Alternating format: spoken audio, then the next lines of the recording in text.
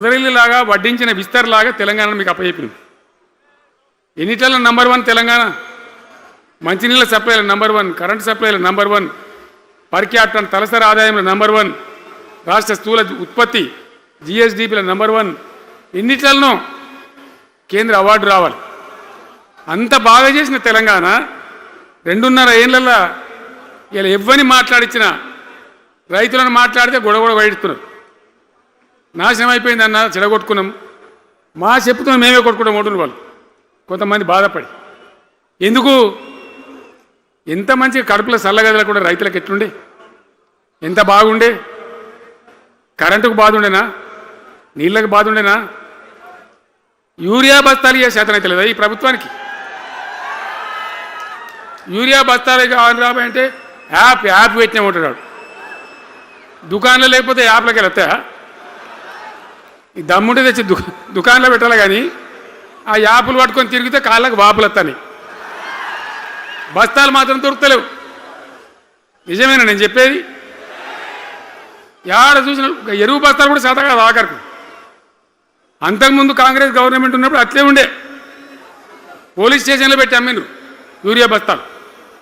ఇవాళ మళ్ళా చెప్పుల లైన్లు, కాళ్ళకు వాపులు రావాలి. ఆటో రిక్షానికి చెప్తే 10 బస్తాలు వేసిపోరాబోయంటే పొలం కాడ వచ్చేస్తుండే. ఇలా యూరియా కోసం ఇంత బాధన. ఇది ఎంత అసమర్థమైన ప్రభుత్వం, ఎంతగాని శాతగాని ప్రభుత్వం.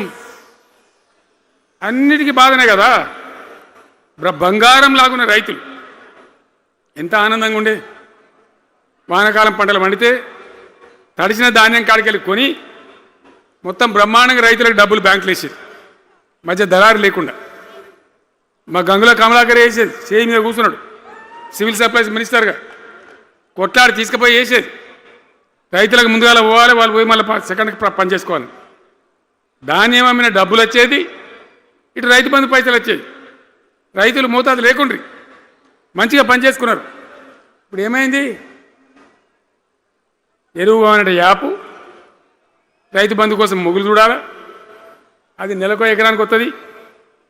ఇప్పుడు జగిత్యాల కేసీఆర్ సభ అంటే మళ్ళీ ఇలా పైసలు విడుదలన్నట్టు. రైతు బంధు రావాలంటే మళ్ళీ సభ పెట్టన్నా ఏంది? 3వ కిస్తీ రావాలంటే మళ్ళీ ఏమన్నా కేసీఆర్ సభ పెట్టాలి ఇక. అంతేనా? ఇది ప్రభుత్వమా? ఒక 75,000 కోట్లు ఇచ్చినాం మనం రైతులకు. 75,000 కోట్లు. మా పల్లరాజశేఖర రెడ్డి గారు ఉన్నాడు ఎక్కడున్నాడు. పోయినప్పుడు రైతు బంధు అధ్యక్షుని ఉండే రాష్ట్రానికి ఎమ్మెల్యేగా లేకుండే ఈయననే నిలబడేపించింది. 73,000 కోట్ల పైచీలకు డబ్బులు అనాయాసంగా సునాయాసంగా రైతు ఖాతాలకు పంపించింది. ఇప్పుడు ఏం రోగం వచ్చింది, ఏం బీమారి వచ్చింది? అచ్చా ఇంకో మాట మీరు నాకు చెప్పాలి. ఈ కాంగ్రెస్ సిపాయిలు ఏం మాట్లాడారు ఎలక్షన్లో?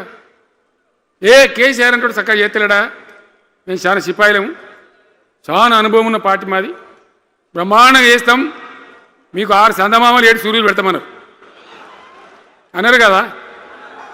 ఆయన నరికినారు కదా. ఇలా రాష్ట్ర ఆర్థిక ఆదాయం ఎందుకు దిగజారిపోయింది? దయచేసి ఆలోచన చేయండి. కేసీఆర్ ఉన్నప్పుడు రియల్ ఎస్టేట్ ఎట్లా ఉండే, రైతుల భూముల ధరలు ఎట్లుండే, హైవే పక్కకుంటే 2 కోట్లు 3 కోట్లు, డాంబర్ రోడ్ పక్కకుంటే ₹1,00,00,000 ధీమా ఉండే రైతులకు. ఇంట్లో అమ్మాయి ఇందులో పెళ్లి చేయాలంటే పావడంత అమ్మి చేత పోవా, వాళ్ళ దగ్గర అమ్మి చేత బిల్డింగ్ కట్టుకుంటా. ఈరోజు అమ్మేటోడు ఉన్నాడు కానీ కొనేటోడు లేడు. నిజమేనా ఈ మాట? నిజమా కాదా? ఏమైంది మరి? ఏం రోగం వచ్చింది? రాష్ట్రంలో ఏ వాళ్ళని మాట్లాడించినా, ఎవరిని అడిగినా ఇదే బాధ. ఈ విధంగా రైతుల భూముల ధరలు పడిపోయినాయి, రాష్ట్ర ఆర్థిక పరిస్థితి పడిపోయింది, మంచినీళ్ళకు గోసపడాలి, రైతాంగం అన్నిటికీ గోసపడాలి. ఇవాళ మక్కలండి, మక్కలు వచ్చినాయి. పెడితే కొంటమని చెప్పి, కొనకపోతే కొనమని చెప్పుంది. ఈ శాతగాని దొంగతనం ఎందుకు? లోపల అధికారులకేమో కొనకూడదని చెప్తుంది, మీది కొంటమని చెప్తుంది. మక్కలు కొనే ధీమా ఉందా? ఇవాళ కొంటుండ్రా? వడ్లు కొంటుండ్రా? కొనకపోగా మళ్ళీ ఇంకా బోనస్ ఇస్తామని ఒక బోగస్ మాట. ఎవరికైనా నచ్చిన బోనస్ వస్తుంది.